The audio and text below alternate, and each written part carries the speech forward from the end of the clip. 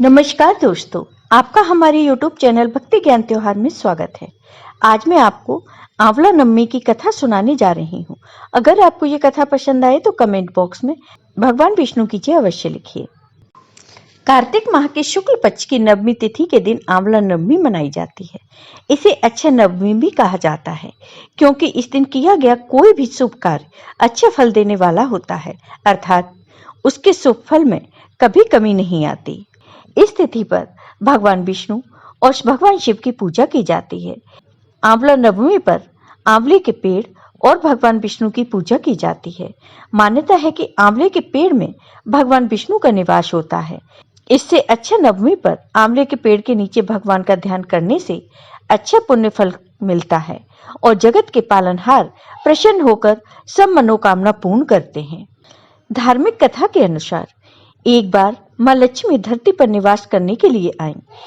इस दौरान लक्ष्मी जी को भगवान विष्णु और भगवान शिव की पूजा करने की इच्छा हुई, लेकिन दोनों की एक साथ पूजा करने के लिए उनको कोई उचित उपाय नहीं सूझ रहा था।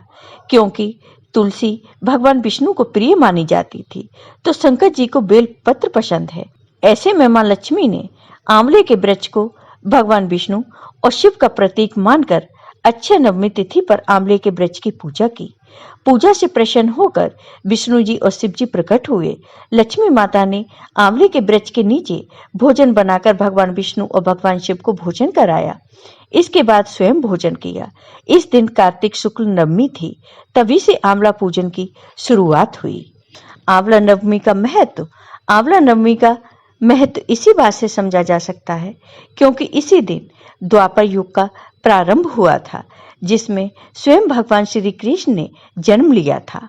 आंवला नवमी के दिन ही भगवान श्री कृष्ण ने वृंदावन गोकुल की गलियां छोड़कर मथुरा प्रस्थान किया था। संतान और पारिवारिक सुखों की प्राप्ति के लिए रखा जाता है यह व्रत। इस दिन उन्होंने अपनी बाल लीलाओं का त्याग करके कर्तव्य के पथ पर पहला कदम रखा था।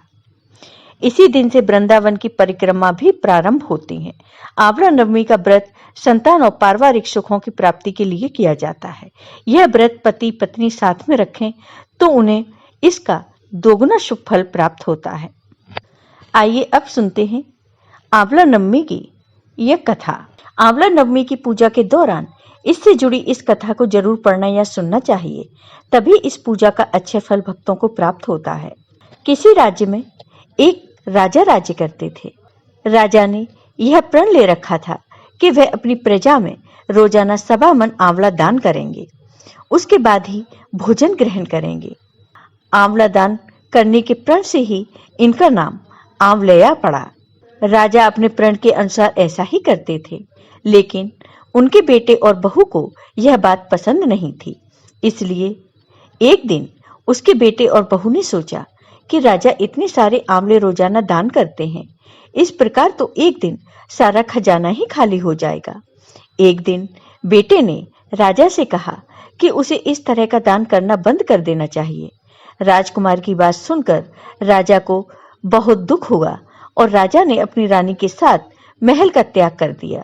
फिर क्या था, राजा आंवला दान नहीं कर पाए और अपने प्रण के कारण कुछ खाया भी नहीं। जब भूखे प्यासे 7 दिन हो गए, तब भगवान को उनके ऊपर दया आ गई। इसलिए भगवान ने राजा के लिए जंगल में ही महल, राज्य और बाग बगीचे सब बना दिए और ढेरों आंवले के पेड़ लगा दिए। जब राजा रानी ने यह देखा कि जंगल में उनके राज्य से भी दुगना राज्य बसा हुआ है, राजा रानी से कहने लगे, रानी देख, कहते हैं कभी भी सत्य का साथ नहीं छोड़ना चाहिए। आओ नहा धोकर आंवला दान करें और भोजन करें। राजा रानी ने आंवले दान करके खाना खाया और खुशी खुशी नए महल में रहने लगे। उधर आंवला देवता का अपमान करने व माता पिता के साथ बुरा व्यवहार करने के कारण राजकुमार के बुरे दिन आ गए। उसका राज्य शत्रुओं ने छीन लिया। वह दाने दाने को मोहताज हो गए और काम ढूंढते हुए अपने पिताजी के राज्य में आ पहुंचे। उनकी हालत इतनी बिगड़ी हुई थी कि पिता ने उन्हें बिना पहचाने हुए काम पर रख लिया।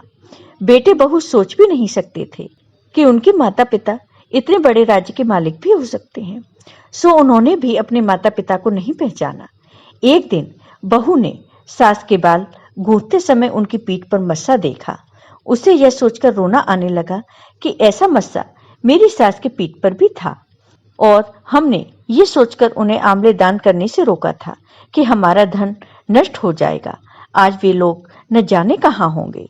यह सोचकर बहू को रोना आने लगा और आंसू टपक टपक कर सास की पीठ पर गिरने लगे।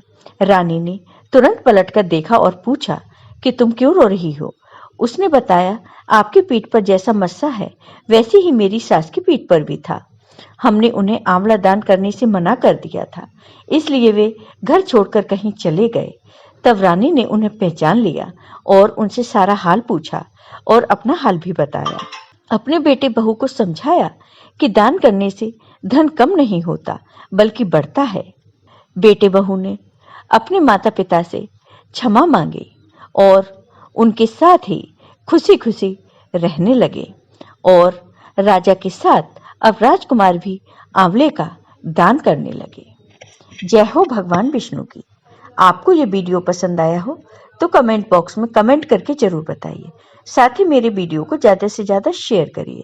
धन्यवाद दोस्तों।